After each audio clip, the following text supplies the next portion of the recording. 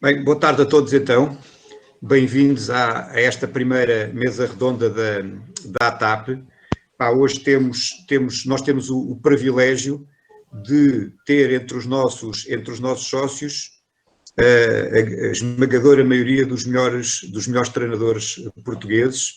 E a constituição deste painel é uma prova disso. Eu agradeço em nome da ATAP a vossa presença e a vossa disponibilidade para participarem e não posso deixar de referir os resultados deste último campeonato da Europa de pista coberta. Nós estamos aqui representados por quatro setores: a velocidade e barreiras, o meio fundo, os saltos e os lançamentos. E neste Campeonato da Europa nós tivemos tão bem representados todos os setores e tivemos excelentes resultados em todos os setores, o que diz bem também neste momento de uma evolução, pelo menos ao nível de já não termos resultados apenas num ou noutro setor, mas conseguirmos atingir resultados de ponta em todos os setores.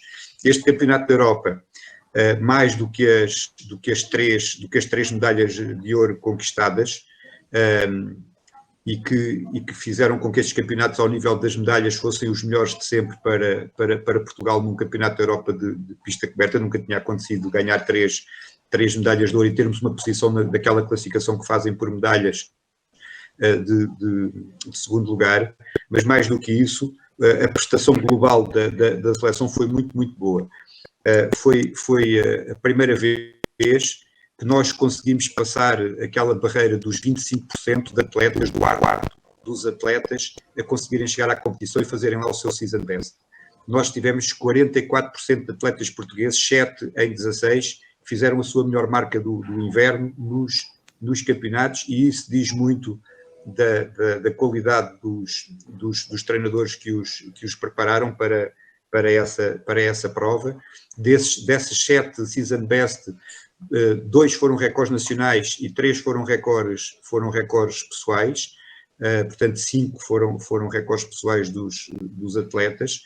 E estão aqui, ao fim e ao cabo, presentes 4 dos treinadores que tiveram lá atletas nesse campeonato e que contribuíram para esse sucesso. O caso da Sameiro, com a Mariana, que bateu lá o seu recorde pessoal e foi finalista. O caso do Zé Silva com o Carlos Nascimento, que bateu lá o seu recorde pessoal e foi finalista nos 60 metros com um excelente quinto lugar. O caso do Zé Uva com a Patrícia, que bateu lá o seu recorde, bateu lá o recorde nacional e ganhou a medalha de ouro.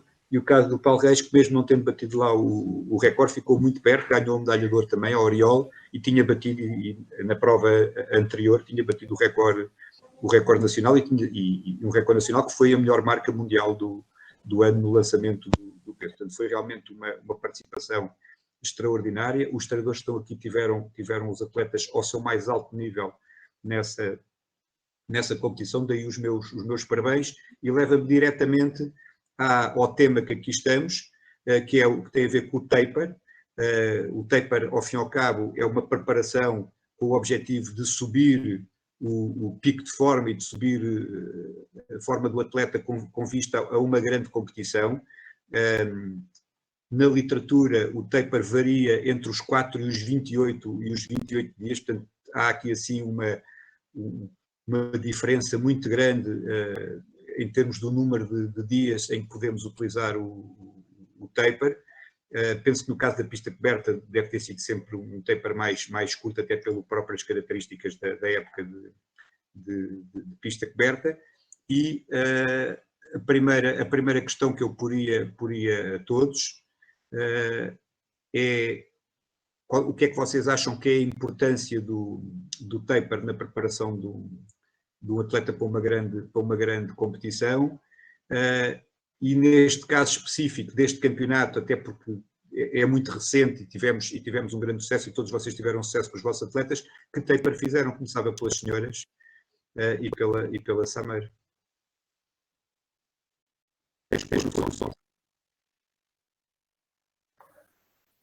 Mais uma vez, boa tarde a todos os colegas que estão a ouvir, aos que estão no painel e a todos aqueles que estão a assistir a esta conversa entre colegas. Pois bem, o taper não pode ser dissociado de todo o planeamento da época. Aliás, e também tem que ser muito, a meu ver, muito individualizado de atleta para atleta. E também em termos de competições em si, de provas em si. Um taper para um atleta, a meu ver, de 1500 não é exatamente igual a uma atleta da maratona. Portanto, a meu ver e pela minha experiência e aquilo que eu utilizo são feitos com determinados tempos e que são diferentes. É muito bonito falar em taper, é muito bonito falar em planeamento e todos nós fazemos sempre um planeamento no início da época que visa atingir o pico de forma no momento mais importante da época. Mas isso tudo tem que ser muitas vezes contornado, porque aparecem as lesões, aparece uma gripe, aparece a Covid, enfim, há tantos determinantes que surgem e que nos aparecem pelo caminho que muitas vezes aquilo que nós temos idealizado e planificado temos que fazer marcha atrás ou então dar um passo em frente. Daí que aquilo que eu considero é que o treino é uma arte e como uma arte nós somos artistas, temos que ser artistas, temos que constantemente analisar aquilo que estamos a fazer treino e adaptá-lo às circunstâncias que nos vão surgindo pela frente. Essa é a minha experiência, tenho-me dado bem com ela e é aquilo que eu digo, é muito individual e de atleta para atleta, a meu ver, sendo que para mim o taper será sempre, dependendo da especialidade, de 1 semana a 3 semanas o máximo. E 3 semanas normalmente é para a preparação de uma maratona. Ok, sim senhora. Paulo. Boa tarde a todos. Agradecer também o convite. É uma honra estar aqui a falar com estes ilustres colegas. O que é que eu posso dizer e acrescentar em relação àquilo que a Sameiro disse? Eu concordo com praticamente tudo o que ela disse. Também penso que o taper é extremamente importante, mas mais importante que o taper é todo o processo de preparação que antecede esse mesmo taper. E também concordo que tem muito a ver com a sensibilidade. Estes últimos dias da preparação são aqueles que requerem mais uma melhor e mais cuidado à observação de todo o processo, um diálogo muito mais próximo com o atleta e tentar perceber como é que as coisas estão a evoluir e ir ajustando e ir adaptando o treino, quer em termos de conteúdos, quer em termos de volume, quer em termos de intensidade, àquilo que efetivamente estava inicialmente planeado. No que respeita especificamente ao caso da Oriol, agora na preparação para Torum, como a Sameiro disse, e é muito verdade, isto é muito individual, e o caso da Oriol também é um caso particular porque tem uma série de dificuldades associadas. Primeiro, ela ser mãe e de estar sozinha com o filho, e nesta altura, antes do europeu, nem sequer tinha ninguém que tomasse conta do filho. Ou seja, o miúdo, durante alguns dias, tinha que estar presente no treino, o que era mais uma dificuldade a todas as outras que nós tivemos que ultrapassar. Depois, isso associado a uma série de viagens e de meetings, o último dos quais em França, em Lièvre, em que ela competiu numa terça, viajou na segunda, regressou na quarta, na quinta estava mal disposta, não treinou, sexta fizemos um treininho curto e sábado foi ao Campeonato de Portugal, e eu já sabendo que isto aconteceu 4 semanas antes do europeu, e nesta semana quase que não fizemos nada, então eu entendi na semana a seguir tínhamos que fazer um trabalho de maior volume e isto coincidia com 20 dias antes da prova dela, antes da final. Portanto, nós fizemos 7 dias de maior volume de treino, inclusive fez um bidiário, que não é uma coisa muito habitual nela, 16 dias antes da final, foi o dia de mais volume. Durante esta semana, por minha decisão, nós fomos para o Algarve, por forma a que ela estivesse completamente concentrada no treino. Levámos um massagista, o filho ficou ao cuidado de uma ama, e aí nós conseguimos preparar-nos e concentrar-nos o melhor possível naquilo que era a nossa tarefa, que era chegar a Torum e tentar ganhar. Depois destes 7 dias de um treino um pouco mais volumoso, em que fez 7 sessões de treino e um bidiário e apenas um dia de descanso, passámos a uma outra fase da preparação que aconteceu, portanto, 6 e 5, 11, 13 dias antes da final, em que fizemos um trabalho de maior intensidade e de algum trabalho mais especial, já com menos volume. Em 6 dias fizemos 4 treinos, e este período terminou no sábado, no sábado, antes de irmos para Torum. Portanto, neste caso, 5 dias antes da final, entrei num período em que o objetivo foi praticamente regenerar. Ela praticamente não treinou, o que treinou foi com pouca intensidade. Ela é uma atleta que precisa muito de descansar, de dormir, dorme, e portanto, o último treino que ela fez, o último treino técnico que ela fez antes da final foi 6 dias antes, com pouca intensidade. A última sessão de força que fez antes da final foi 4 dias antes, ainda aqui em Portugal. Depois de viajarmos para Torum e lá na Polónia, não fizemos mais nada. Ela apenas fez um dia de alguma mobilidade mesmo no quarto, mas não fizemos nenhuma sessão de treino. Portanto, foi um tapering de cerca de 3 semanas, neste caso 20 dias. Foi praticamente um ATR com uma preparação concentrada neste período. Resultou, ela, embora não tenha batido o recorde pessoal, mas no aquecimento para a prova fez coisas que eu nunca tinha visto. Fez parada, passou a linha dos 18 metros parada, que eu nunca a tinha visto a fazer mais do que 17,30, 17,40, e quando faz 17 já é bastante bom, e naquele dia passou os 18, e completo nos ensaios de aquecimento fez uma coisa que eu também nunca tinha visto, e o peso, se não caiu nos 20 metros, caiu muito próximo dos 20 metros. Depois, no decorrer da competição, ela não conseguiu encontrar-se tecnicamente.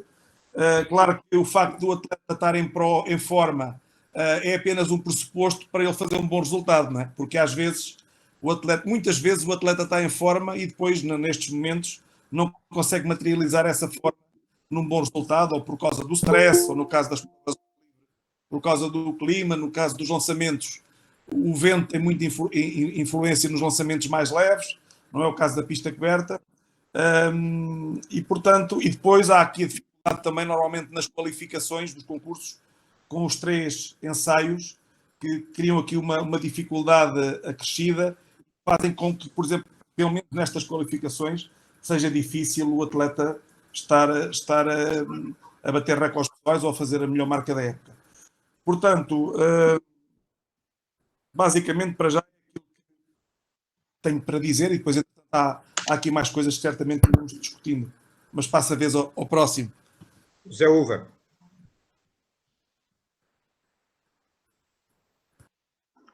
Ok. Boa noite a todos. Agradecer o convite. É uma honra muito grande poder estar aqui com os meus colegas treinadores, com quem tanto tenho aprendido e quem tanto estimo e admiro, das mais variadas áreas. Perante este tema, eu concordo muito com o que disse a Sameiro, com o que disse o Paulo. Acho que na minha maneira de ver, o taper depende essencialmente 5 questões. Do tipo de preparação, como é óbvio, do tipo de calendário competitivo que o atleta tem. Se eu tiver um calendário competitivo em que o atleta tem que estar em forma durante, olha, por exemplo, o desafio que tivemos o ano passado para chegar a Doha em forma, os atletas começaram a competir em maio e tiveram que manter uma forma constante até outubro, é muito diferente do que se o atleta tiver só um pico de forma durante a época, pode-se preparar à vontade sem ter que, por exemplo, participar numa liga mundial, num circuito mundial em que tenha que estar sempre ao mais alto nível. É muito individual também, depende da atleta para atleta, das características dos atletas, dos gostos dos atletas. Às vezes o taper também tem a ver com o efeito de placebo. Há coisas que os atletas gostam de fazer, que os treinadores gostam de fazer, que não servem para nada, mas que deixam o atleta confortável. Tem este efeito também. Tem muito a ver com o conhecimento do treinador acerca do atleta e tem muito a ver do autoconhecimento do atleta. É por isso é que o taper, eu penso que fica cada vez mais afinado quanto mais experiente é o atleta. O atleta tem tendência a deixar de fazer as coisas porque sim e passa a conhecer o seu corpo e fazer as coisas realmente porque sente que aquilo é uma vantagem para o seu rendimento. Começa-se a desprender de algumas crenças, de alguns rituais que às vezes entram no taper e que pronto, têm esse efeito do placebo e às vezes até prejudicial. E como disse a Samiri muito bem, eu penso que é no taper que o treinador faz arte antes da prova, ao conhecer o atleta, ao perceber exatamente as indicações que ele dá, ao perceber como deve manusear a intensidade desses dias, o volume desses dias, e perceber que às vezes sem grande explicação aparente, mas também socorrendo da ciência, da sua experiência e da ciência, poder levar o atleta a estar na melhor condição. Portanto, eu acho que não há assim uma receita para o taper, tem aqui uma mistura muito de monitorização do treino, de arte, do conhecimento, da experiência do treinador e do atleta e de individualismo que faz toda a diferença. Eu posso, não sei se é avançar já rápido mais, mas eu posso explicar mais ou menos os 3 tipos de taper que eu faço, assim rapidamente. Querem que avance já ou fica para outra ronda? Força. Eu atuo de 3 formas diferentes consoante a importância das competições. Se for uma competição de início de época em que a competição não é nada importante, é só para o atleta começar a competir, eu não faço taper. Treino normalmente e no dia da competição o atleta vai competir e seja qual for o resultado, aquilo é como se fosse mais um treino. Pronto. Se for uma competição já média, que faz parte da preparação, é importante o atleta estar bem, eu corto a minha semana em 2, treino normalmente na segunda e na terça, eventualmente na quarta, e o resto da semana coloco o taper propriamente dito. E o taper será normalmente no dia antes da prova uma estimulação no ginásio, no dia imediatamente anterior descanso e no outro dia anterior umas corridas de balanço no caso da Patrícia. Na primeira parte da semana treino normalmente com o volume e intensidade que eu preciso de continuar a acumular para a forma se estender um pouco mais para a frente. Um terceiro tipo, que são as competições muito importantes, utilizo um taper um bocadinho maior, cerca de uma semana, em que é igual ao outro, só que utilizo microdoses das várias estimulações. Por exemplo, começo a semana com um treino de saltos com um volume bastante reduzido, uma intensidade boa, mas não ao máximo. O treino de musculação também é um treino na sua forma, é parecido ao que eu faço normalmente, por muito competitivo, mas com uma intensidade também bastante reduzido, e a mesma coisa em relação à velocidade. E depois sigo para a segunda parte da semana no esquema que já referi há bocadinho. E pronto, e depois este taper pode ser maior ou menor consoante constante eu sinto que o atleta precisa de um pouco mais tempo, um pouco menos tempo, os indicadores também da monitorização do treino, portanto, assim de forma bastante simples, são as 3 formas que eu utilizo o taper.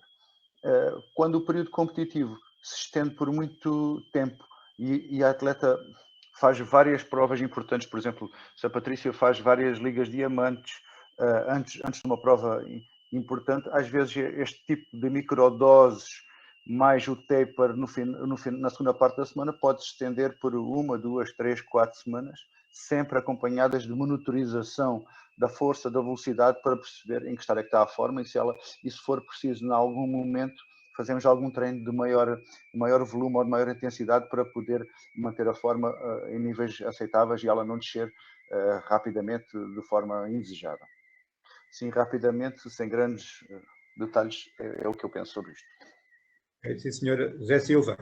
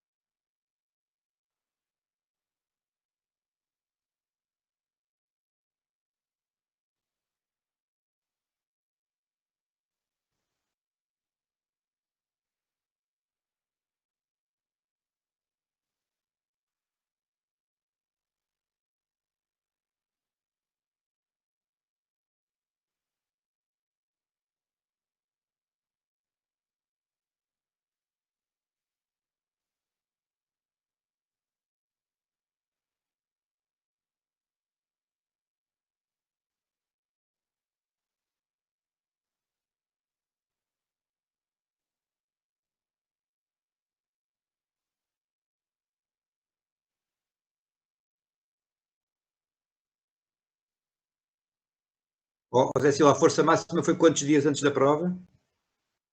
E o outro 2?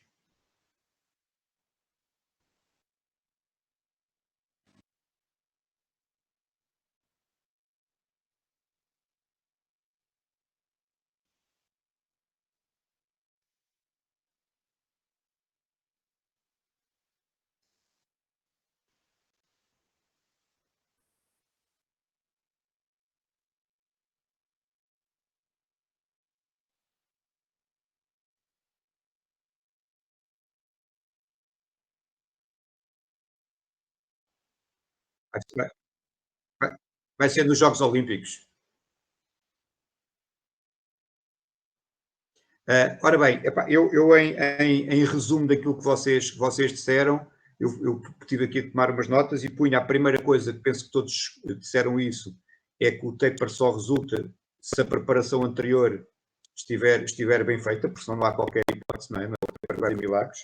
A segunda coisa que também penso que todos disseram e concordaram, que a Samer começou logo, é a extrema importância da individualização e da sensibilidade do treinador para perceber qual é essa individualização, e isso depende, como a Samer disse, da disciplina. Portanto, de certeza que não é igual fazer um taper para a maratona e para o triplo salto, para o lançamento do peso. Depende do atleta e depende, como o Uva disse, da importância da prova, não é? Portanto, ele até explicou de uma forma bem que há 3 tipos de prova e há tapers diferentes para cada uma. E depois, pelo menos aqui dois o Zé Silva e o Paulo falaram do ATR, ou seja, quando há a possibilidade de fazer um taper um bocadinho mais longo, fazer 2, 3 semanas, fazer uma semana ou alguns dias pelo menos de volume, descanso, intensidade, descanso, regeneração. E é curioso porque, eu não sei se vocês lembram-se daquele do Valentim Bodarém, que teve cá em Portugal 2 ou 3 anos, que era o ucraniano, no Benfica, e eu em 2014, antes dos Campeonatos da Europa de Zurique, perguntei-lhe ao Valentim, tenho um atleta preparado para ir a Zurique e desta vez temos 3 semanas para preparar o atleta, o que é que tu farias? E a resposta, ele nem hesitou. Portanto, aquilo é a escola que eles têm, de certeza que aprendem aquilo nos cursos de treinadores ou na universidade, portanto, aquilo é uma escola, e ele nem hesitou. Portanto, primeira semana volume, descansar, segunda semana intensidade, descansar, terceira semana regeneração. Regeneração foi um pouco que o Paulo disse. Penso que este é aqui o resumo desta primeira ronda. Segunda ronda, vou fazer ao contrário, que é, agora fui um bocadinho pelo sucesso, agora vou pelo insucesso. Nós desta vez, como eu disse há pouco, tivemos 44% de atletas com season best da competição, que é extraordinário. A Grã-Bretanha, por exemplo, teve 41%. Nós, dos 8 países da Superliga, fomos o país com maior percentagem de sucesso. Ora, isso nunca tinha acontecido no passado no nosso atletismo. Nós chegámos a ter percentagens de 12%, 13%. Estou aqui a olhar para o Paulo Murta, que muitas vezes era a Ana Cabecinha a única atleta da delegação inteira que conseguia fazer a season best nessa competição. Ou seja, a nossa média habitual, pelo menos desde 2000, é inferior a 20%. E eu agora punha aqui um bocadinho ao contrário. Quais é que são as razões, quais é que serão as razões que vocês consideram que muitas vezes, a grande maioria dos atletas que vão a uma competição, chegam lá e pronto, não é só não fazer o season best, porque, por exemplo, o caso da Oriol não fez, mas fez uma grande prova. É muitas vezes falharem completamente relativamente ao resultado que fizeram durante a época, ficarem bastante longe do resultado e a sua posição na start list vir por aí abaixo, terem uma determinada decisão. E há aqui uma coisa importante já agora, que é, de todos os atletas que nas grandes competições fazem season best, 90% ficam nas meias finais. Ou seja, e estamos a falar de Jogos Olímpicos, Campeonatos do Mundo e Campeonatos da Europa, dos atletas portugueses. Quando eu junto todos os atletas portugueses que conseguiram a season best desde 2000 nessas grandes competições, 90% desses atletas foram semifinalistas.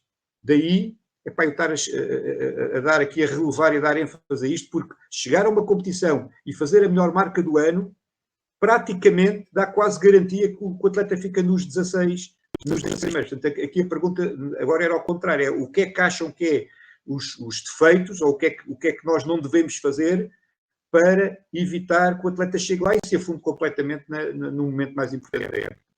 E começava outra vez pela Sameiro, para ir dando a volta sempre. Ora bem, os fatores também podem ser vários, não é?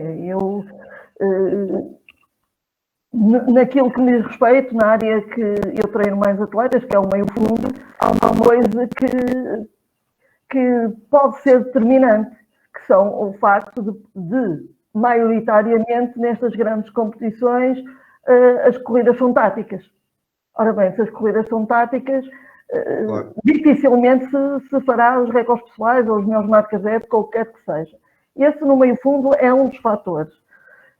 Outro fator, eu direi, que é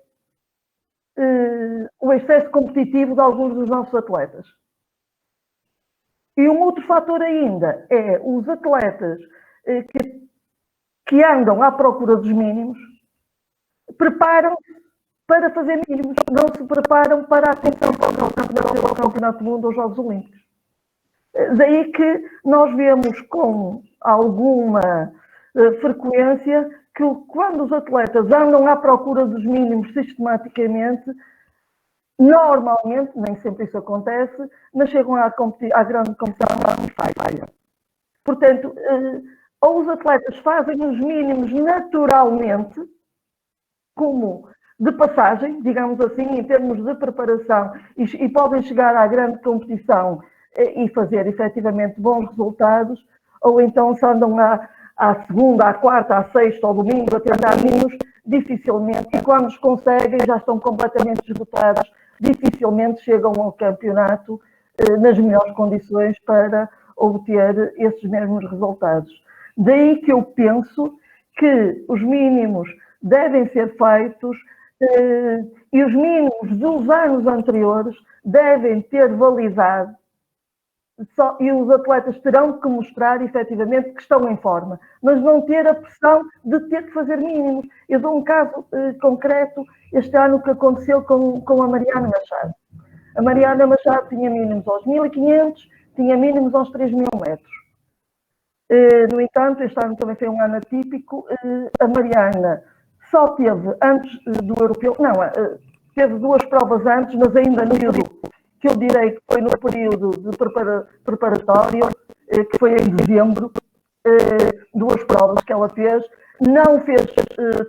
não fez rigorosamente nenhuma preparação específica, que foi uma prova de 5.000 metros na meia, havia os campeonatos de 10.000 metros e uma prova de 5.000, ela foi lá, onde bateu o seu recorde pessoal, mas não fizemos rigorosamente nada de diferente, treinou normalmente e isto vem um pouco de encontro àquilo que o Uva referiu há pouco.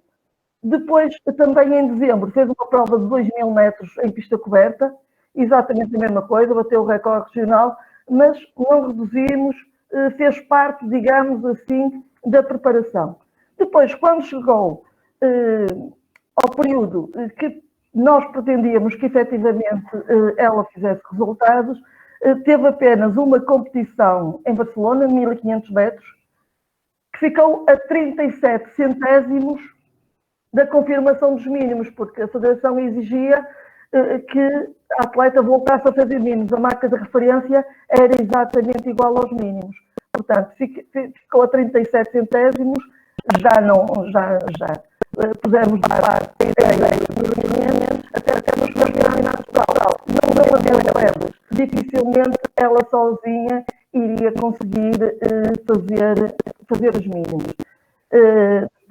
Depois fez os 3.000 metros nos campeonatos de Portugal, em que ela teve que assumir e teve que fazer das tripas coração, como dizemos na gíria, para que efetivamente conseguisse fazer os mínimos para poder estar em Tórum.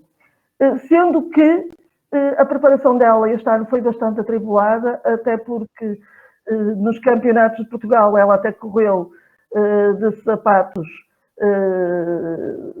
sapatilhas sem bicos, porque tinha tido um problema num gêmeo e para se proteger correu sapatilhas com aquela história que toda a gente soube, que foi desclassificada nos 1.500 metros por ter corrido com uns sapatos que não estavam autorizados. Ela ainda teve beneficiada disso, mas pronto, são as regras e nós não estivemos atentos e e eu própria me penitencio, mas também acho que na Câmara de Chamada os juízes também deveriam estar atentos a esse pormenor, mas isso são outras histórias. Daí que ela fez os 3.000 metros, como digo, mas a seguir aos 3.000 metros o problema do gêmeo foi ultrapassado, mas começou-lhe a doer um dedo do pé. E eu penso que foi uma questão de se andar a defender do gêmeo, modifica a técnica e o apoio da corrida, e ela fez uma fratura de fadiga que nós só detectámos depois do europeu. Portanto, a atleta, como já andava a treinar muito pouco antes dos campeonatos de Portugal, por causa dos problemas que teve, tinha a entrada no meeting de Madrid para fazer 3.000 metros, já abdicámos dos 3.000 metros para ela poder efetivamente treinar para se preparar para o Campeonato de Europa.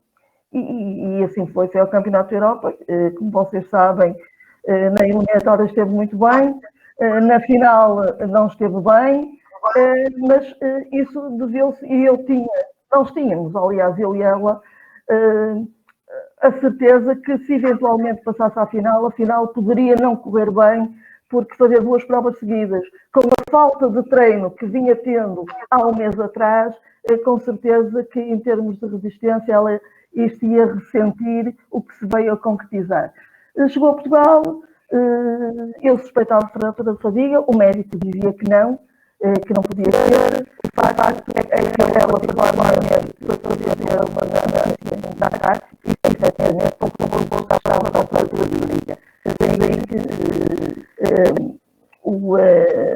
a prestação da Mariana penso que foi positiva, mas se concretizasse tudo aquilo que tínhamos planeado no início da época e as coisas corressem tão bem quanto desejaríamos, não ter que estar a cortar treinos, a reduzir treinos, com certeza que a prestação na final poderia ser bem diferente. Mas, voltando um pouco atrás, os condicionalismos, João, julgo que são aqueles que referi. Corridas táticas. Sameiro, o que é que queres dizer quando falaste em aspectos competitivos? Quando falei em aspectos competitivos, como assim? Tu disseste que era uma das razões era as corridas táticas, outra era o foco nas marcas de qualificação e outra era os aspectos competitivos dos nossos atletas. Excesso competitivo. Sim. Excesso.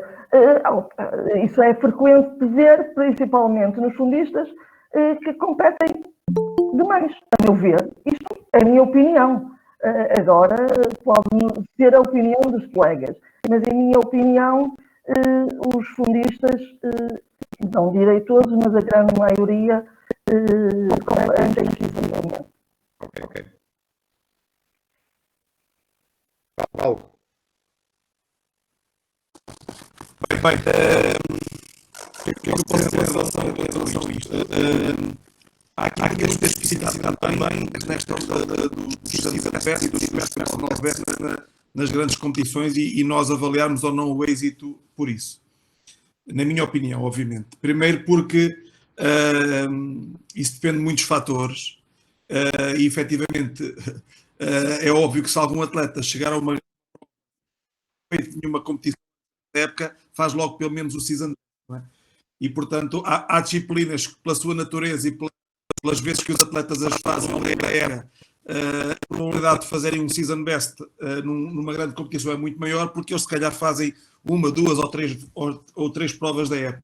Há outras disciplinas em que os atletas competem 15 a 20 vezes e aí obviamente ainda por cima se eles já tiverem no quadro competitivo dessa temporada momentos de grande competição, com atletas de muito bom nível, não será tão fácil fazerem os season bests e os personal bests nas grandes competições. Eu também fui fazer aqui o meu estudo estatístico, porque gosto de comentar. E, por exemplo, nas últimas 3 grandes competições séniores, Jogos Olímpicos do Rio, Campeonato do Mundo de Londres e Doha, nas qualificações, o máximo que houve atletas a fazerem personal best na qualificação foi 1,5%. Foi no Rio. Em Londres, 0,1%. Em Doha, 1,1%. Isto no caso dos lançamentos. Season best na qualificação, 5,8% no Rio, 2,3% em Londres, 2,3% em Doha. E no que respeita às finais, personal best 13,3% no Rio, 5% em Londres, 8,3% em Doha, season best 18,8% no Rio, 10,3% em Londres, 10,4% em Doha. Obviamente aqui nos Jogos Olímpicos o sucesso é um pouco maior, mas nunca chega aos valores que o João tinha referido anteriormente, por aquilo que é a especificidade do setor, que também se nota, também se vê, sobretudo nos lançamentos, e como eu já disse há pouco, nas condições em que se faz a prova, porque normalmente, sobretudo no dardo e no disco, quando os atletas conseguem competir com bons ventos, naturalmente os resultados são bastante melhores, e depois em estádios fechados a probabilidade de repetir essas marcas é mais diminuta. De qualquer forma, e mesmo neste contexto, obviamente que nós também temos prestações negativas. E às vezes acontecem essas prestações negativas porque a preparação não foi a ideal, e outras vezes porque a capacidade competitiva do atleta naquela altura não foi a melhor. E nós nos lançamentos vemos os aquecimentos e normalmente os atletas fazem sempre 1 ou 2 ensaios com mais intensidade no aquecimento. Às vezes vemos atletas que aquecem de forma fantástica e nós olhamos e pensamos que aquele tipo passa de certeza à final, e depois começa a prova e quando é a medir, quando é a sério, o atleta transfigura-se e não consegue fazer nada daquilo que estava ao seu alcance. E, portanto, eu penso que na maior parte dos casos tem a ver com a falta de capacidade competitiva do atleta, com a dificuldade de fazer face à pressão da prova, com a pressão acrescida de uma qualificação, por exemplo, ter só 3 ensaios e do atleta, se por acaso não entrar bem, ficar logo em grandes dificuldades. Claro que isto depois vai ao longo da carreira vai melhorando. Eu ainda esta semana estive a ver a estatística do Zero Coberta e vi o Marco Fortes, que agora não sei os números de cor, mas fez 4 campeonatos da Europa, começou com 16 metros, depois fez 17, depois fez 19 e depois foi quinto, chegou a ser quinto no Campeonato da Europa, talvez com 80 ou algo assim do género, mas foi à quarta tentativa que ele conseguiu ser quinto. Portanto, basicamente é aquilo que eu diria. Portanto, depende muito para a especialidade. Os lançamentos não têm a percentagem de êxito que tem a média, que falou há pouco. Quando corre mal, normalmente é sobretudo, penso eu, mais porque o atleta não consegue pôr em prática aquilo que é capaz de fazer na competição, embora algumas vezes também, pelos vicissitudes da preparação, ele possa não estar em forma, sendo que quando o atleta tem um nível alto e tem uma estabilidade de resultados e uma consistência de resultados naquelas semanas antes, mesmo que o dia não seja o melhor, ele tem alguma tranquilidade, alguma segurança para poder passar à final e ter uma boa prestação. Quando ele já está ali naquele fio da navalha, que tem que estar mesmo tudo perfeito para poder passar ou para poder ir ao pódio, aí, claro, se não tiver mesmo a top, não vai conseguir atingir os seus objetivos. Uva. Mete o som. Ok. De regra geral, concordo com tudo o que foi dito. Só queria acrescentar só mais aqui uma vertente ou duas que me parecem importantes. Só falou nos esforços com os atletas fazerem mínimos. Isso parece-me óbvio naqueles atletas em que a vitória é ir aos campeonatos internacionais e não propriamente o que lá vão fazer.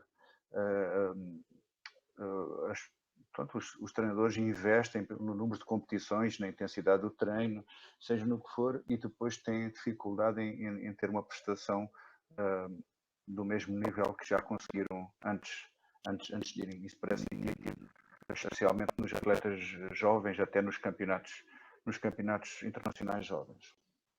Depois há outra vertente que para mim é muito importante no caso dos saltos, que é o valor médio real do atleta. Às vezes nos saltos acontece os atletas conseguirem fazer mínimos ou até fazerem um season best bastante elevado, mas o seu valor médio real não é esse. É bastante abaixo. Determinado dia, em determinadas condições, saiu um bom resultado. Eu dou-vos um exemplo. A Patrícia, quando foi medalha de prata em Helsínquia em 2012, A única vez que passou dos 14 metros foi na qualificação e na final. O resto da época nunca tinha passado dos 14 metros. Aí a coisa correu bem, mas podia ter corrido muito mal. Patrícia nunca tinha feito 14 metros, na qualificação fez 14,42 e na final 14,52 e foi medalha de prata.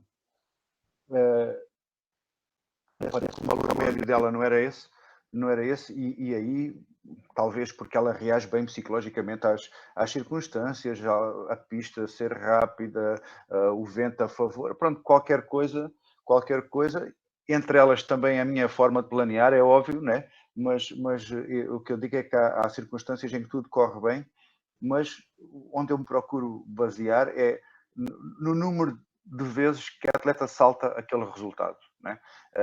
E a partir de uma certa altura na carreira da Patrícia, preocupei-me tanto com o recorde pessoal, mas também com o número de vezes na época que ela conseguia saltar mais de 14 metros, que é para chegar a qualquer lado e poder discutir uma prova e poder estar presente, por exemplo, em todas as ligas de diamante. Se não o conseguisse, ia lá uma vez e voltava para trás, não ia mais nenhuma, sendo as ligas de diamante um excelente meio, quanto a mim o melhor, de preparação para a prova internacional, porque as adversárias a encontrar são as mesmas que vamos encontrar no dia dos Jogos Olímpicos, ou do Campeonato do Mundo, ou do Campeonato da Europa. Portanto, o valor médio do atleta é real, é muito importante. Depois, mais duas questões. Uma, lembrando-me aqui do Bondarchuk, que muitas vezes quando nós fazemos o taper achamos que estamos a potenciar a forma do atleta e muitas vezes só estamos a dar descanso ao atleta. Realmente ele não tem as suas qualidades potenciadas ao máximo, ele é menos cansado do que costuma estar durante a fase de preparação. E com a sua filosofia de treino, ele procura, pela repetição dos conteúdos, criar realmente uma potenciação do atleta nas tarefas mais específicas que ele precisa executar, e isso é que ele chama realmente o taper. Não só o descanso mais frequente na altura antes das competições. E outra questão que me parece muito importante e que se calhar muitos de nós já falámos nisso, mas pode não ser muito cómodo, é o facto de, por exemplo, a Federação entender que as competições internacionais terminam em si próprias, que a única função que têm termina no dia dos campeonatos. Não encarar, por exemplo, um campeonato da Europa de pista coberta como uma preparação para os Jogos Olímpicos.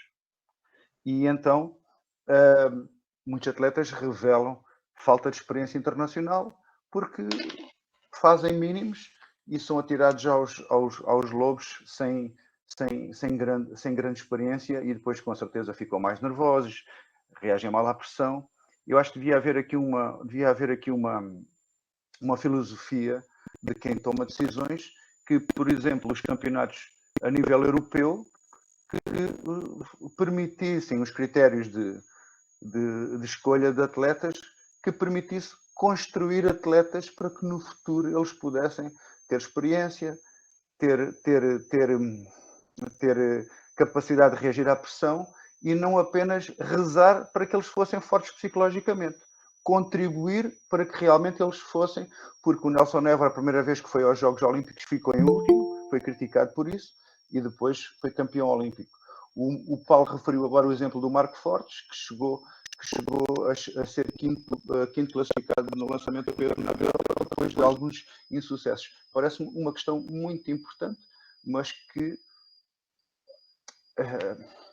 vai ferir as estatísticas que o João Abrantes apresentou, né? Se levarmos atletas que não têm tanta valia para chegar às finais e às meias finais, depende, Uva. a coisa não vai ficar. Se tu estiveres na mesma competição, alguns que têm sucesso porque já foram várias vezes, compensa e acaba por melhorar esta estatística. Claro. E se a filosofia for preparar jovens para o futuro, atletas para o futuro, quem tem uma filosofia tem que encarar um pouco as consequências dela, não é? Pensando que o futuro vai ser melhor. Mas pronto, isto é só apenas a minha opinião. Eu também percebo a filosofia atual, não concordo com ela, mas compreendo. E pronto, é só isto que tenho a dizer. Zé Silva.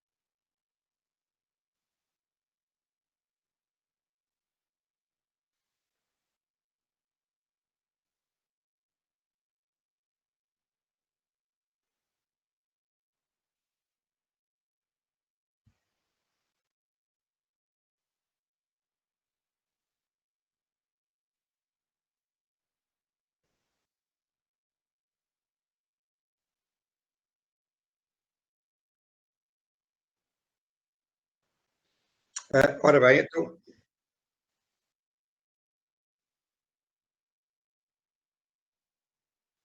Eu vou aqui sintetizar então. Eu penso que há aqui 4 coisas que foram ditas que dependem de nós, dependem dos treinadores. Uma delas, que a Samer disse, competições em excesso. Tem que ser o treinador a controlar esse número de competições. Uma preparação mal feita, em que o pico de forma não coincide depois com o momento, porque a preparação foi mal feita, é da responsabilidade do treinador, também temos que ser nós a controlar.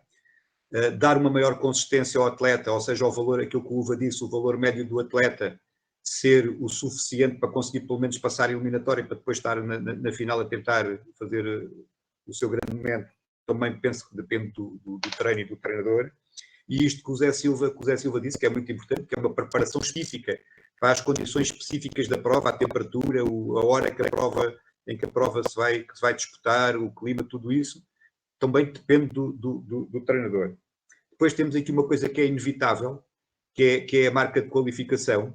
Quando a marca de qualificação é 10-20 e o atleta tem 10-30, pronto, o atleta se quer ir à prova, tem que se esgatanhar todo para tentar bater o seu recorde pessoal, e aqui não há nada que ninguém possa fazer. Eu uma vez fiz uma coisa com o Ias Alves, mas quando eram os campeonatos sub-23, tentámos uma vez, 2 vezes, 3 vezes, não deu, disse assim, acabou, só tentas no campeonato sub-23, não corres mais até lá, ainda faltavam 3 semanas, teve sorte, conseguiu fazer nesse dia, mas nem sempre é fácil tomar essa tendência a nós irmos a todas. Depois, o Paulo falou... Desculpa interromper e só dar aqui uma pequena chega. Mas quando o atleta já tem mínimos... eu já lá vou, Samer. E está a 37 centésimos numa prova de meio fundo... Eu vou falar nisso. E a federação, sabendo que o atleta estava ligeiramente tocado, não seria preferível dizer ao atleta: estás selecionada, prepara-te para a prova? Cara, eu já vou falar nisso. Neste caso estou a falar de um atleta que pura e simplesmente não é autorizado pela organização da prova a participar. Ou seja, o atleta é 10-20 e o atleta tem 10-30, não interessa se ele nunca fez 10-20 na vida. Portanto, tem que os fazer. Pronto, aí é uma coisa para que nós ou arriscamos e fazemos uma preparação e apontamos para um ou 2 momentos, ponto final. Mas mesmo assim, o foco e o desgaste emocional que há, nem que seja só 1 ou 2 provas, mas há um desgaste emocional muito grande que é difícil depois de recuperar. Pronto, mas eu já vou a esse caso. Depois temos os fatores psicológicos que o Paulo Reis disse. E aqui há um trabalho a fazer do treinador, de psicólogo, de uma intervenção. E eu penso que aqui isso pode-se também juntar um bocadinho àquilo que disse o Zé Silva, que é preparar para o cenário da competição. Eu vou contar um caso, não é para alarmar, mas portanto vou contar um de insucesso, que é onde correu mal, que foi com o Razul no Campeonato da Europa, que eu achava que ele estava em condições de ir à meia-final, para a marca que ele tinha, era extraordinário. E o atleta chegou lá e na eliminatória fez a 6ª melhor marca. Bateu o recorde nacional e fez a 6ª melhor marca. Ou seja, na cabeça do atleta tinha minha passava a perceber que ele tinha hipótese de ir à final. Só que durante o ano todo não falámos nessa, era sempre a meia-final. Claro que depois na meia-final não estava em condições psicológicas de passar, ou seja, eu não preparei tão bem esse cenário, e se calhar a preparação de todos os cenários possíveis, nem que sejam os mais otimistas, penso que poderá ser importante. E por fim, o que é que a estrutura, pode fazer para ajudar? E falou-se aqui em 2 coisas. Uma delas é, e que estão as 2 completamente relacionadas uma com a outra, é em utilizar as competições internacionais para preparar atletas para o futuro. E falou-se há pouco do caso do Marco Fortes, mas o caso do Carlos Nascimento para mim é outro exemplo. O Carlos Nascimento também já foi várias vezes a campeonato da Europa de pista coberta e de ar livre e nunca tinha batido lá o recorde pessoal. E agora bateu, foi 5º. Portanto, de certeza absoluta que a experiência acumulada do Carlos Nascimento foi fundamental para uma maior maturidade agora nestes campeonatos. E é isso que a Sameiro falou, que é a seleção dos atletas quando já têm a marca de qualificação. Mas isto não é uma coisa de agora. Eu lembro-me, por exemplo, em 2010, no Campeonato da Europa de Barcelona, estamos a falar há 11 anos atrás, havia, portanto, todas as marcas de qualificação foram dificultadas relativamente às marcas da Associação Europeia. Nos Jogos Olímpicos de Sydney, em 2000, só valiam os mínimos A, não valiam os mínimos B. Os atletas tinham mínimos B, estavam autorizados a ir pela Federação Internacional, mas nós não deixávamos. O Campeonato do Mundo de Edmonton em 2001, a mesma história. Porque é que o Luís Horta ficou em terra nos Jogos Olímpicos? Porque tinha o mínimo da Federação Internacional, mas não tinha o mínimo português. Portanto, isto é uma coisa que vem de trás, que vem há muitos anos, e há uma tendência dos dirigentes para tomarem essas decisões em termos não desportivos, não metodológicos, mas logicamente terão argumentos, porque são várias direções, várias pessoas diferentes a tomar o mesmo tipo de decisões. Mas em termos metodológicos, não há qualquer dúvida que um atleta que tem marca de qualificação, a melhor forma de se preparar para uma competição é preparar-se. Não é estar todos os fins de semana a tentar fazer uma marca de qualificação para segunda vez, mais difícil ainda que a organização colocou. Portanto, isso é um caso, é uma eterna discussão entre os treinadores, entre a parte técnica, que acha, como a Samara falou, né, e o Uva falou, e a parte diretiva, que normalmente, e de há muitos anos para cá, tem sempre essa tendência de dificultar um pouco os mínimos, que será por questões económicas, não sei bem, será por questões depois de haver resultados, se calhar não acham que não vão ser os mais agradáveis. Agora, em termos técnicos, não há qualquer dúvida, e não há nada que possa argumentar contra isto, que é um atleta que tenha experiência internacional, e o caso do Nelson Évora é dito muitas vezes até pelos nossos dirigentes, como um caso exemplar de um atleta que ganhou experiência 4 anos antes para depois ser campeão olímpico. Isso aqui não há dúvida, a experiência internacional dá maturidade e faz melhorar os resultados, e um atleta não se desgastar todas as semanas a tentar fazer uma marca de qualificação que já tem, logicamente é benéfico não se desgastar. Portanto, aqui não há dúvidas nenhumas que essa é a melhor solução técnica, mas não tenho dúvidas. Bem, eu passava para uma... Diz, Uva. João, posso falar? Diz. Eu só gostava de complementar a questão que referi sobre as competições internacionais de nível europeu prepararem as competições de nível mundial, como os Jogos Olímpicos e o Campeonato do Mundo. Eu acho que elas, na minha forma de ver, a filosofia que devia estar implementada não só preparava os atletas para competições mais exigentes, mas preparava as carreiras dos atletas para terem um nível internacional. E o que é que quero dizer com isto? A maior parte dos atletas portugueses, infelizmente, não consegue ir frequentemente aos Jogos Olímpicos nem a Campeonatos do Mundo. Mas se os critérios de acesso aos Campeonatos da Europa, quer eles pista coberta ou de ar livre, pode proporcionar a um conjunto vasto de atletas uma carreira internacional, o que fará com que eles se mantenham no nosso atletismo até aos 30, 35 anos e não abandonem a modalidade quando à primeira, segunda ou terceira não conseguem participar. Portanto, o panorama europeu é muito importante para criar perspectiva de carreira internacional a uma segunda linha de atletas, que infelizmente é a nossa maior fatia de atletas. Eu vou-te dar um exemplo. Muitas vezes fala-se em nós temos delegações demasiado grandes para os campeonatos da Europa de Júniores ou de Sub-23. Eu recordo que em 2019 o atletismo português teve um sucesso tremendo, foi único na história, conseguimos subir à Superliga e estamos entre as 8 melhores equipes da Europa, nunca tinha acontecido, já tínhamos subido quando eram 12, mas com 8 nunca tinha acontecido.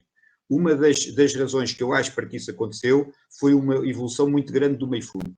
O meio fundo nos últimos anos não estava a dar pontos suficientes, que era tradicional dar em 1990 e 80, não estava a dar os pontos suficientes, e nesta prova os miúdos, e era uma seleção muito jovem de meio-fundistas, os miúdos foram todos super competitivos. E fizeram segundos, terceiros, a discutirem ao sprint, em provas táticas que não era habitual. Mas esses miúdos, todos eles estiveram nos campeonatos da Europa de Júniores e nos campeonatos da Europa de Sub-23.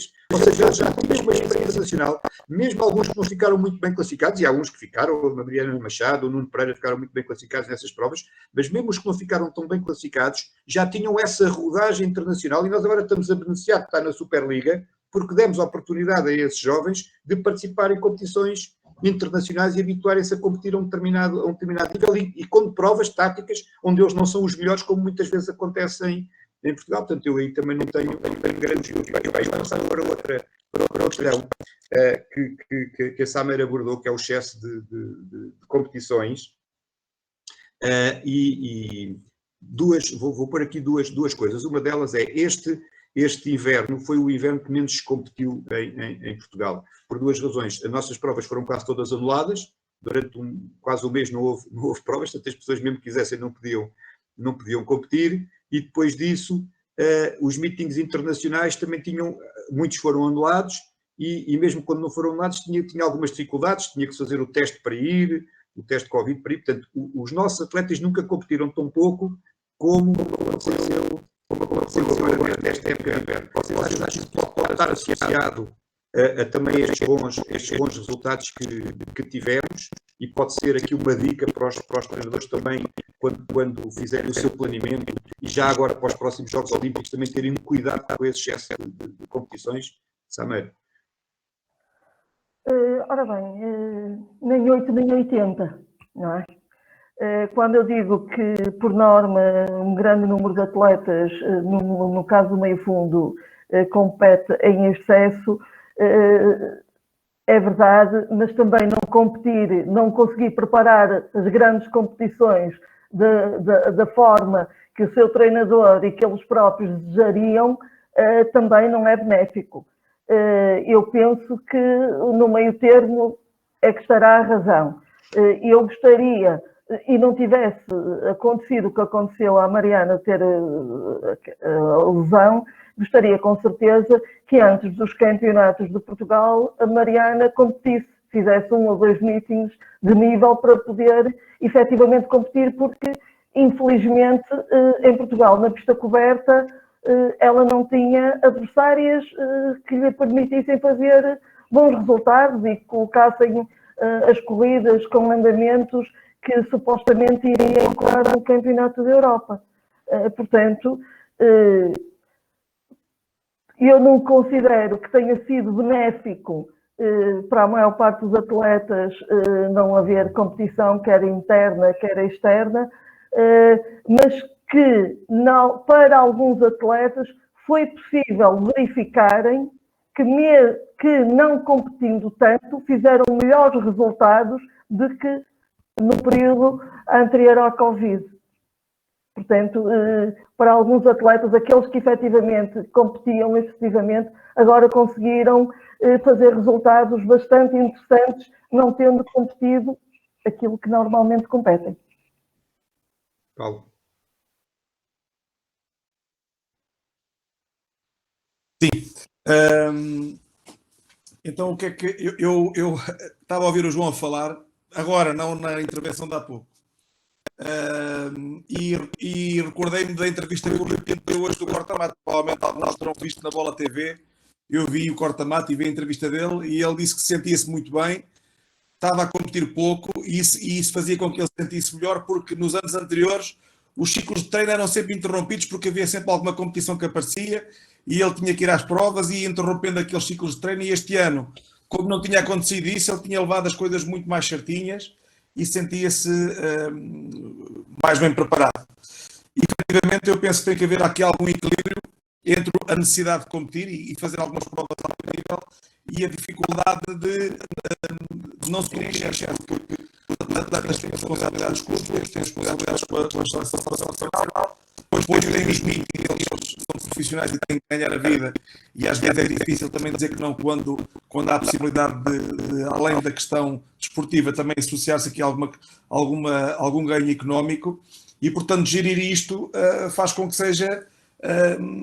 é difícil, porque há convites e há provas a que não se pode recusar. E mesmo naquela primeira opção de tapering que o Uva disse, que era fazer a semana toda certinha, ir à prova ao fim de semana, nós nunca conseguimos que seja mesmo assim.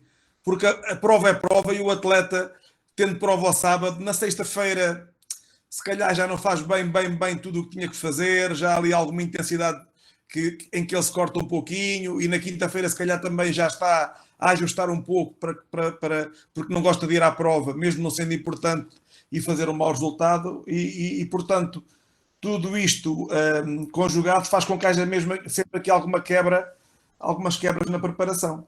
Portanto, eu notei isso muito o ano passado, por causa do Covid, com a Oriol, como tivemos muitos meses em que não competimos e pudemos trabalhar muito focados no processo e pouco no resultado, a partir de determinada altura eu percebi que ela estava super preparada para competir, mesmo não estando na nossa mente ir competir logo.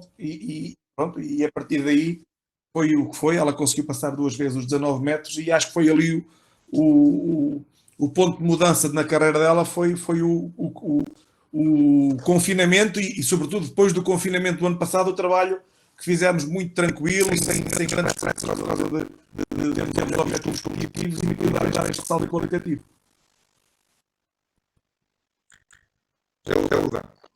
Ok.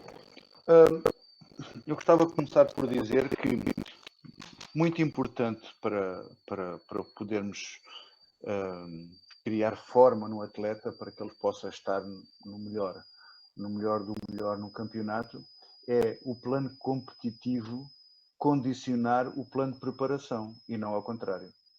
E o que acontece, pelo menos do que eu observo, é que as pessoas, algumas, não há de ser todas, claro, né? Treinam e as competições depois vão aparecendo, ou porque é uma oportunidade, ou porque o atleta gosta daquela pista, ou porque com a determinada adversária a atleta salta muito, e as coisas vão entrando para ali e aquilo fura a preparação toda. Portanto, eu parece-me que todos nós devemos, eu estou convencido que a maior parte deve fazer isso, pelo menos dos que estão aqui a ouvir-me,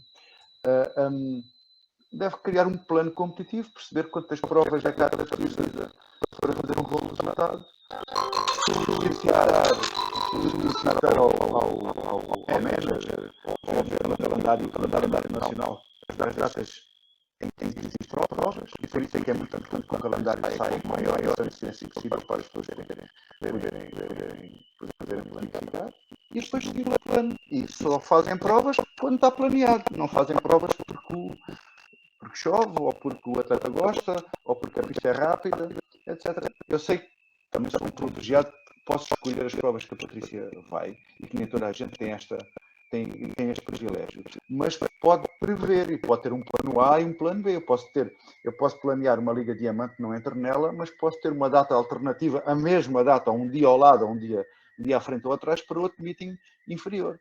Isto parece-me fundamental.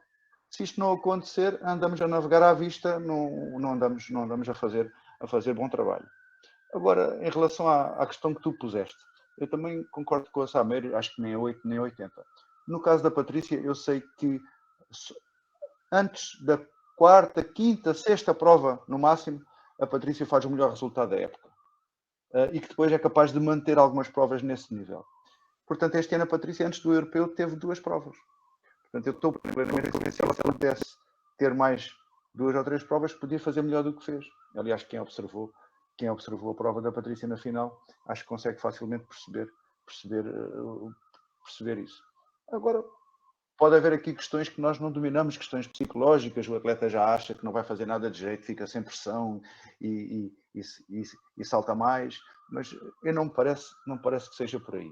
Parece-me é que a coisa vai por onde eu comecei, que é, às vezes, o nosso plano competitivo não condiciona o nosso plano de preparação e é o plano de preparação que condiciona o competitivo. Portanto, Zé Silva, antes de passar a palavra ao Zé Silva, é também para dizer que estão todos convidados a fazer perguntas. Há aqui já podem fazê-la de 2 maneiras, ou pedem para fazer e dizem vocês a pergunta, ou escrevem e eu faço. Portanto, estejam à vontade, porque já não tenho perguntas também para fazer. Ainda consigo continuar mais um bocadinho, mas já não muito mais. Zé Silva. Só desculpa lá, deixa-me só dizer só mais uma coisa, 30 segundos. Se este plano competitivo condicionar o meu plano de preparação, mesmo que eu não tenha provas, como aconteceu com o Covid, eu posso tentar simular uma intensidade semelhante no treino. A gente sabe que não é a mesma coisa, mas é melhor do que a prova desaparecer pura e simplesmente e nós continuarmos na mesma. Portanto, eu posso tentar simular, é só isso. Zé Silva.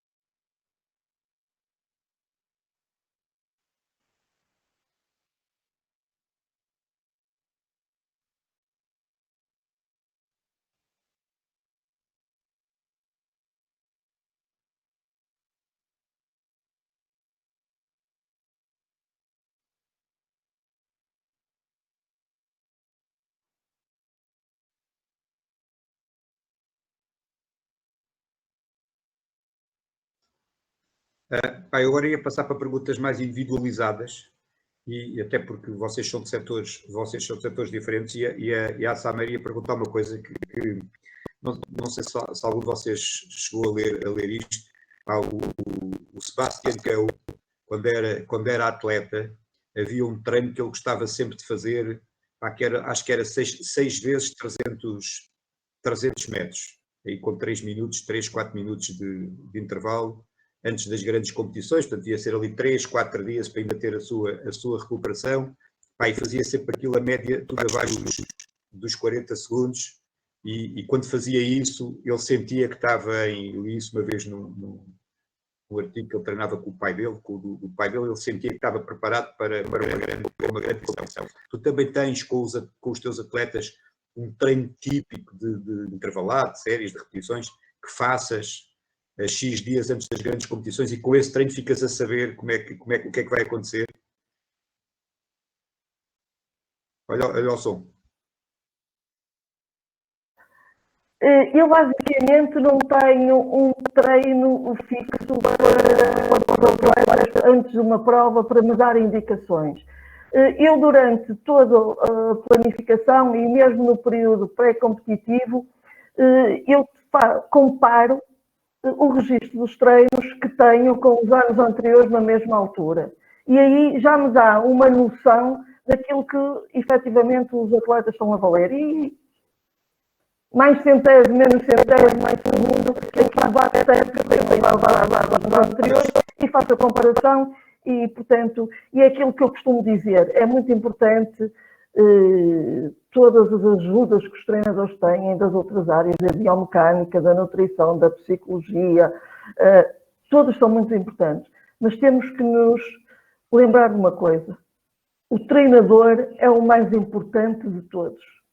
Todos são importantes, mas tem que ser o treinador a coordenar todo esse trabalho, da fisiologia, etc, etc, etc. O treinador é sempre a peça central da preparação do atleta. E às vezes há pessoas que se esquecem um pouco disso. Mas relativamente ao treino, eu tenho para os 1500 um treino que faço 10 dias, 8 dias, depende muito, que é efetivamente 5 vezes 300 metros com 3 minutos de intervalo. Tenho para os 3000 metros 3 vezes 1000 com 3 ou 5 vezes 200 metros também. Depende da prova específica em si, mas tenho alguns registros que habitualmente faço. Não dou a entender aos atletas isso mesmo, porquê? Porque se efetivamente aquele treino calha num dia que corre mal, opá, isso, pá, então eles associam em termos psicológicos, isso é muito mau. Portanto, faço sem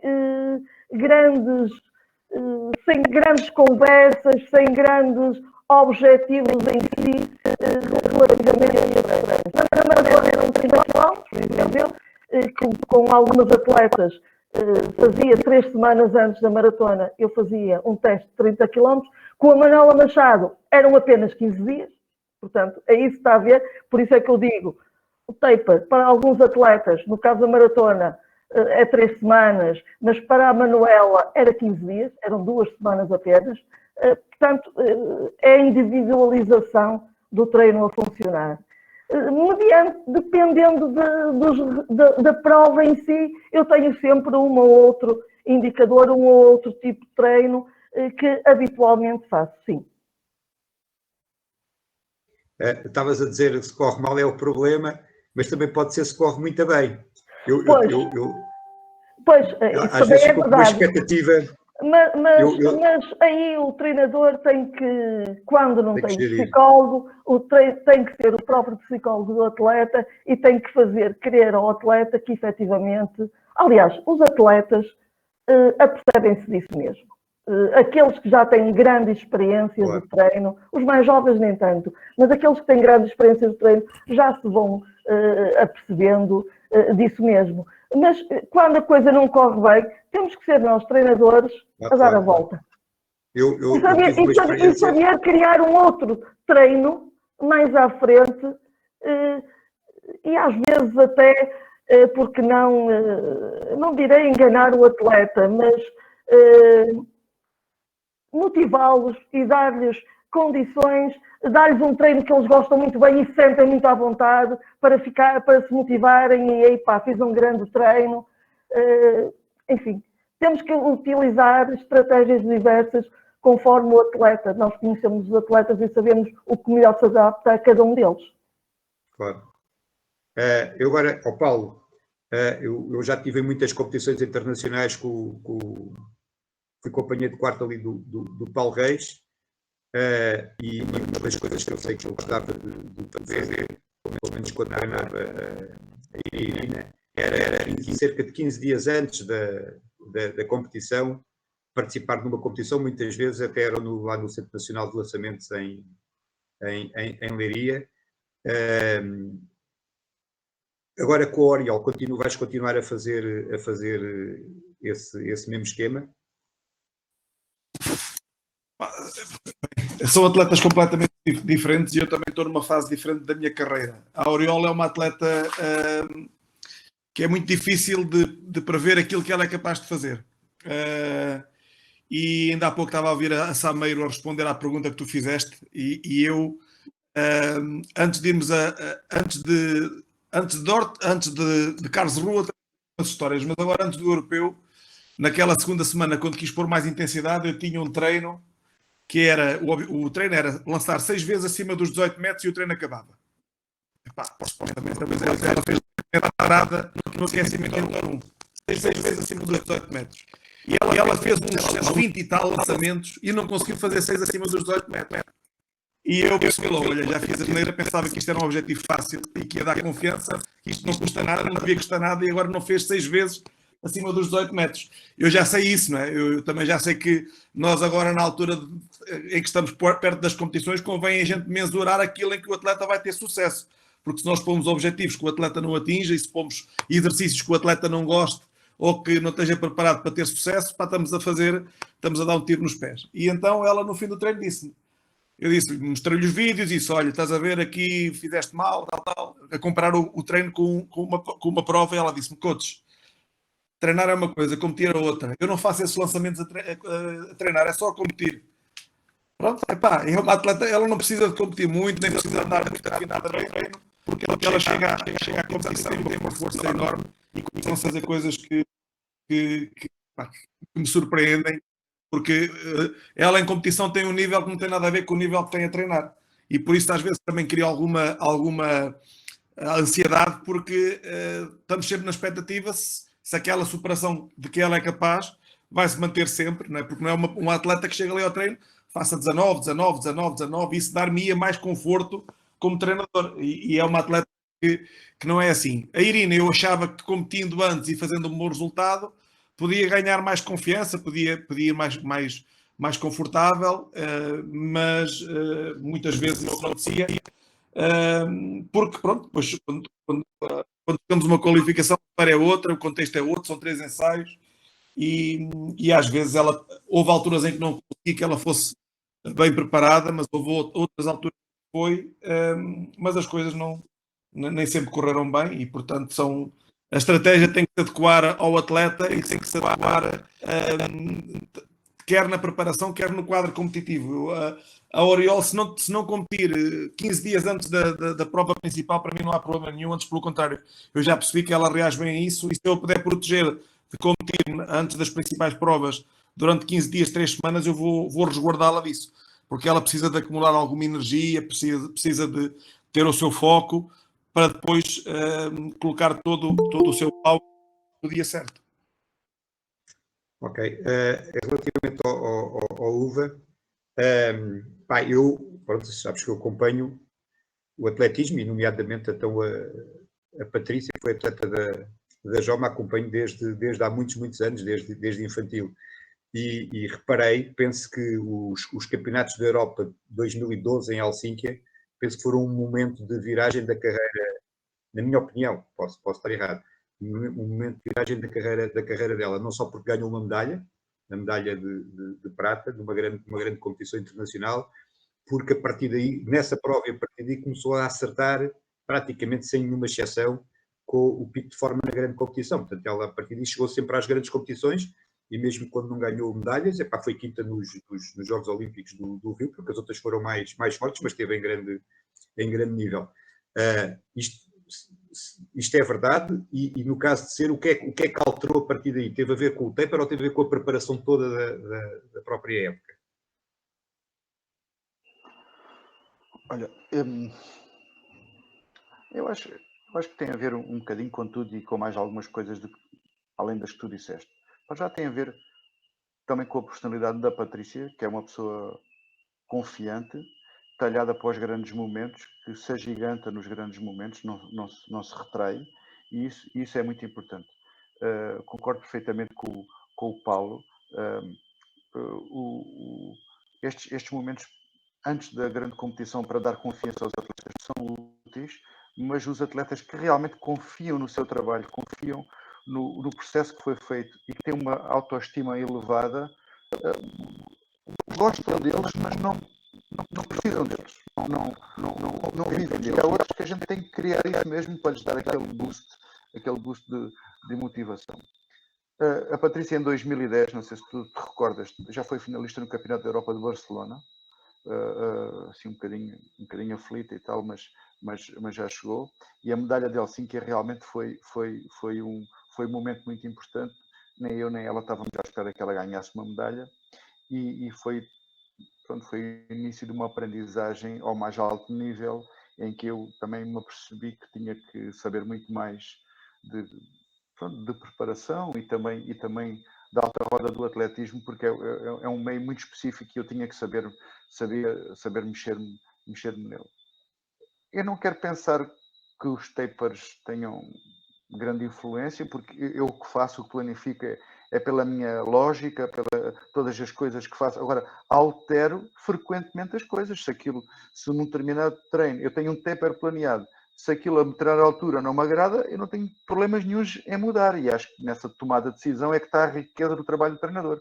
Não sou agarrado a planeamentos, não sou agarrado a nada. Sou agarrado à minha intuição e agarrado também à minha ciência, às ajudas científicas que tenho. A questão de monitorizar a força, de monitorizar a velocidade, de ter, e também gostava de entroncar este assunto com o que disse a Sameira, a questão da equipa técnica. Eu concordo 100% com o que ela disse, mas acho que às vezes o facto de algumas pessoas da suposta equipa técnica quererem ter algum protagonismo que não devem ter, a culpa é nossa, porque a culpa é nossa de treinadores, porque realmente as equipas técnicas não são equipas técnicas. Uma equipa técnica era um conjunto de pessoas a quem a Patrícia pagava para lhe prestar alguns serviços, incluindo o treinador. Isto são pessoas que aproveitamos pelos conhecimentos que têm, não pagamos, estão nas instituições, não pagamos pelo menos do nosso bolso, se calhar pagamos de outras formas. Estão nas instituições como o Comitê Olímpico, como a Federação, como o nosso clube, e que usamos esses conhecimentos para que eles possam ser úteis aos atletas. Eu cultivo essa noção de equipa técnica. Acho que eles são muito úteis, mas sou eu que giro a minha relação com eles, do atleta com eles. Eu tomo a liderança da coisa. Nunca precisei dizer que quem manda nisto sou eu, mas eles percebem que sou eu que reúno com eles, eles têm a liberdade para estar com o atleta, mas com o meu conhecimento, etc. Portanto, formamos uma equipa, não sendo uma equipa verdadeiramente dita na assunção da palavra, os serviços que eles nos prestam são bastante úteis, porque eu tomo a liderança da coisa, percebo que se eu não tomasse, podia ir pelo caminho que a Samir referiu. Mas, João, desculpa esta derivação, indo exatamente à tua pergunta, eu acho que é um bocadinho das duas. Eu acho que o taper é uma coisa mutável, que depende da sensibilidade do treinador, mas que tu vais ao longo da carreira percebendo o que é que o atleta gosta, como é que o atleta funciona e vais afinando. Agora, há atletas que são tão fortes psicologicamente que o taper pode ser uma porcaria, que eles estão lá, não digo no seu melhor, mas estão sempre bem nos grandes momentos. Obrigado.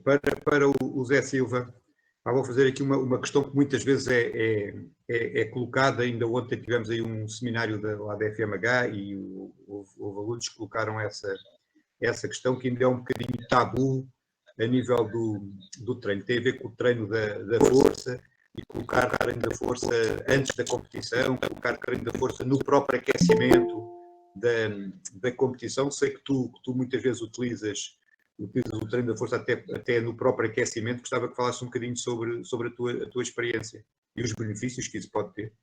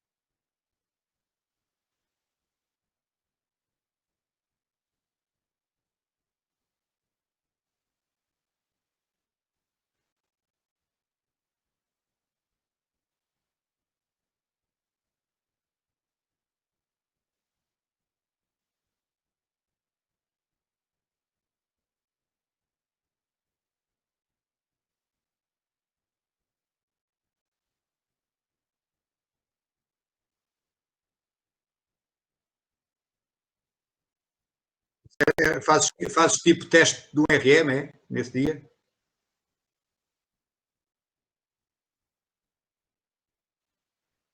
Em que exercícios?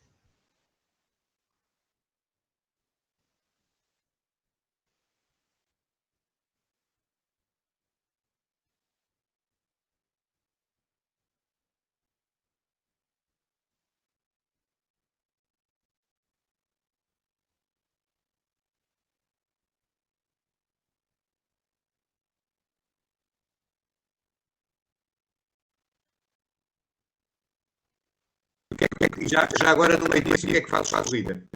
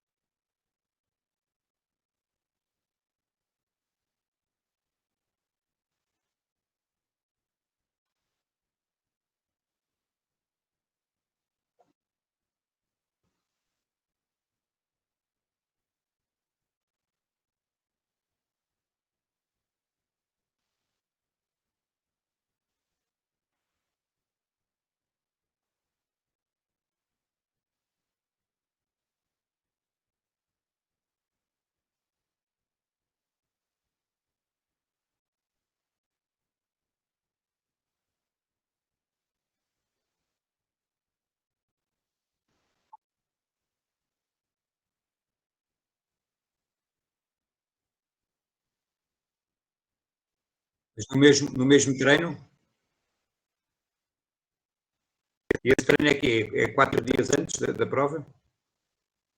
É no meio das duas forças? Se tiveres a força máxima 6 dias antes, depois 4 dias tens a velocidade e 2 dias tens a força explosiva, é isso? Aí logo no dia a seguir à força máxima. Tá bem.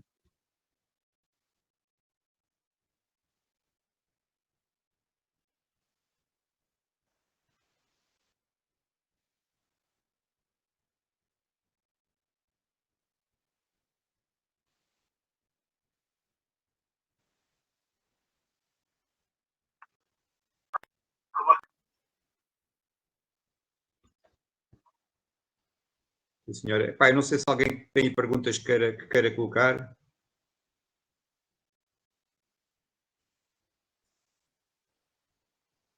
Diz Pedro. O que é que ias dizer? Pedro Oliveira. Pareceu que estavas com Tu já esgotaste as perguntas todas? O Pedro pareceu que estava com o ar que ia intervir.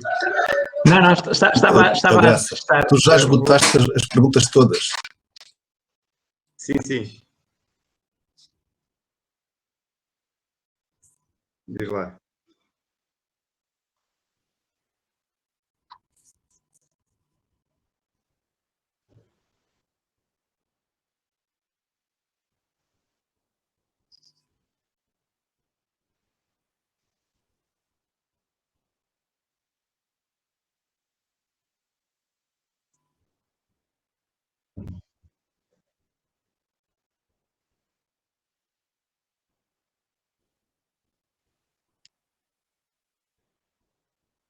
Mas isso devia ser, era sempre, não é?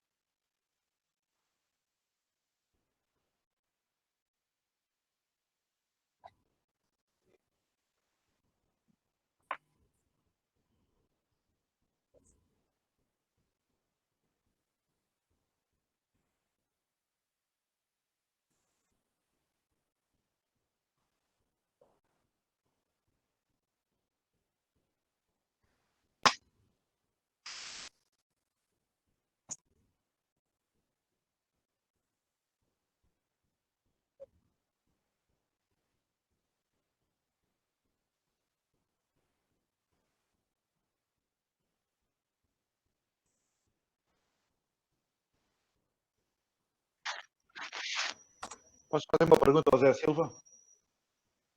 Posso? Força. Porquê é que tiras os saltos na última semana? Os saltos horizontais ou verticais? Ou todos?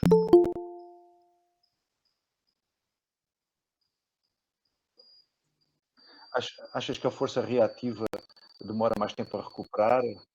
Já está?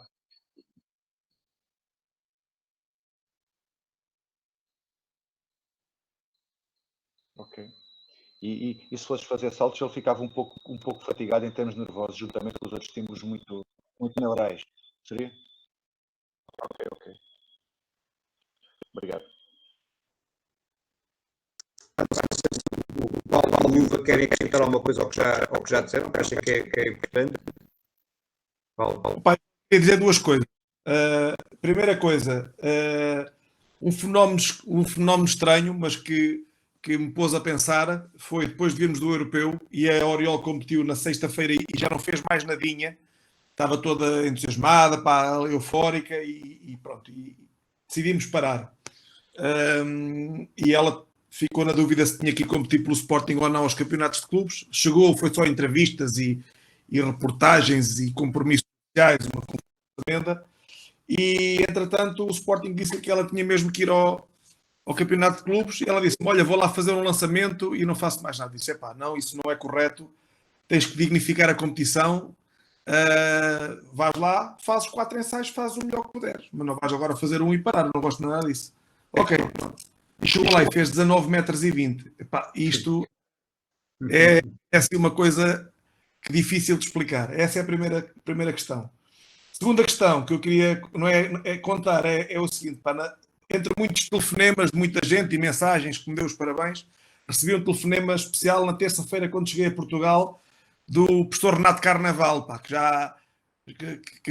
me ligou a dizer: Paulo, vi agora que a tua atleta foi campeão da Europa de pista coberta. Então, mas o professor viu a prova? Não vi a prova porque tenho aqui netos, estão sempre na internet, mas já me disseram que ela ganhou e tal, e a marca.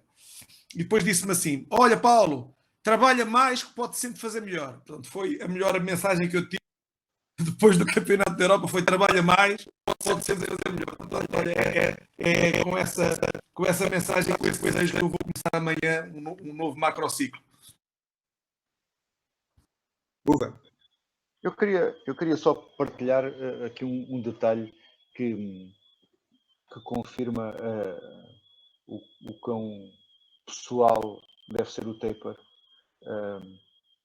Alguns que me conhecem mais de perto, a Patrícia também já sabem o que é que eu vou falar, que é, tal como o Zé disse, é muito importante que os atletas no dia possam estar soltos, com as cadeias cinéticas todas libertas, com uma amplitude de movimentos boa, ampla, etc. E nós... vou começar pelo fim. A Patrícia, em todas as grandes competições, na véspera, leva uma injeção de Relmos e Voltaren. Em todas, e já tive muitas chatices com alguns médicos por causa disto. Isto porque ela tem um tónus muscular muito elevado, normalmente. Para vocês perceberem, a Patrícia entra dentro de uma tina de água gelada, perto dos 0 graus, e está lá um quarto de hora sem qualquer problema. E 2 horas depois ainda tem frio. Depois é que o frio se começa a entranhar dentro dos músculos, talvez nos sensores mais nervosos, e ela tem mais frio 2 horas depois, quando vai para o quarto, mesmo depois de tomar banho, do que na altura. E então isto faz com que a Patrícia esteja muito mais liberta, esta injeção de Relmos e Voltaren, muito mais liberta para ter as tais amplitudes e as cadeias cinéticas libertas que são necessárias para a competição. Descobrimos isto sem querer, é óbvio, no tal campeonato da Europa em Helsinki, onde eu não fui, a Patrícia tem muitas contraturas com as costas. E o médico na altura tinha-lhe dado uma injeção e que ele tinha corrido muito a mal. E eu disse: não tomes nada, não deixes que ninguém te dê nada, porque isto está tudo planeado, vai correr bem, etc. E ela disse-me assim: olha, acabei de levar uma injeção de Relmos e Voltaren, isto no dia antes da qualificação. E eu: olha, olha, isso pode ser bom, aquela coisa do treinador, né? Isso pode ser bom e tal. Vamos ver. Tá, pronto. O que é facto é que ela fez aquela prova que o João disse há bocado e aprendemos uma grande lição e a partir daí, em todas as provas, inclusive na final olímpica, pedimos ao doutor que não acompanhava a Patrícia e que estava na missão olímpica, eu fui-lhe explicar, olha doutor, é isto assim, isto que estou a explicar agora, e ele disse, nem pensar, isso é contraproducente, vai prejudicar o rendimento da atleta, ainda por cima temos aqui uma política do no needle, portanto eu não posso estar aqui a usar agulhas sem mais nem menos, você nem pense nisso. Não. Estive ali a tentar convencê-lo, e até que chegou uma altura que tive que lhe dizer assim, doutor, a Patrícia vai levar a injeção, decida lá se é você a dar ou se vou arranjar outra pessoa. Não é? Porque tínhamos já a história para trás. Portanto, isto mostra um pouco que, se calhar, se eu ou algum de nós que está aqui levar uma injeção dessas, se calhar fica aí 9 horas da minha vida que não para a Patrícia, ou para outros atletas que têm o tónus muscular muito elevado, muito forte, descontrai-os, dá-lhes amplitudes de movimento, normalmente dá uma noite de sono bem dormida na noite anterior, o que é ótimo. Mas, atenção, não vão agora experimentar isto aí a todo, pelo menos nas provas importantes, porque senão a coisa pode correr mal, não é? Há atletas que não têm estas características. Portanto, é só para explicar que esta injeção nas provas importantes também faz parte do nosso paper. Olha, a Isabel no Mundial de Gotemburgo em 94, 95, levou uma injeção dessas que fez a pior prova da época. Olha, há 30, 40 anos, quase a Conceição Ferreira, Albertinas Machados, etc., Relmos e Voltaren sempre antes das grandes competições também. Afinal, não Há 30, 40 40 anos. Eu até pensei que já não existia. Claro, e descobrimos isto sem querer. Portanto, não sei, o médico disse-me, isto é um placebo, isto não faz nada, se fizer é mal, assim, não me interessa nada, ela gosta, portanto, nem que seja de água, eu quero lá saber disso. Portanto, o que é facto é que ela sente-se melhor e vê-se logo pelos movimentos dela, sente-se melhor e pronto, temos feito isto. Sameira, não te perguntei se querias dizer alguma coisa, porque entretanto desapareceste, mas vejo que estás cá novamente. Não, João, apenas, e como já estamos a concluir, agradecer o convite e foi um prazer enorme estar aqui a partilhar com os colegas alguma da minha experiência e a trocar-nos ideias, com certeza que penso que foi proveitoso para todos nós, para mim foi, com certeza. Obrigado e esperemos encontrar-nos dentro em breve aí pelas pistas. Sim, senhora. Então, se ninguém quer fazer nenhuma pergunta, eu vou dar por encerrado, agradecendo ao Sameiro, ao Paulo, ao Zé Silva e ao Uva. Estás já na Turquia, Uva? Agradecendo a todos a vossa presença, desejando ao Uva um bom estágio na Turquia. Obrigado. É um prazer poder partilhar também os vossos conhecimentos e as vossas opiniões. E estamos num ano de Jogos Olímpicos, portanto, boa sorte para vocês todos e bons tempos para os Jogos Olímpicos. Obrigado, igualmente. Muito obrigado. Até a próxima. Obrigado a todos. Boa tarde a todos. Obrigado. Zé Silvestre, tu tens que apagar isto agora. Não tenho acesso.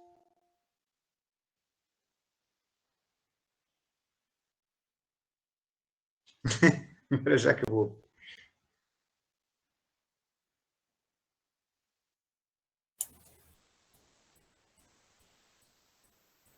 Ela vai ver se o marido estava cá. Ok, pronto. Obrigada. Boa noite. Deus, Cátia.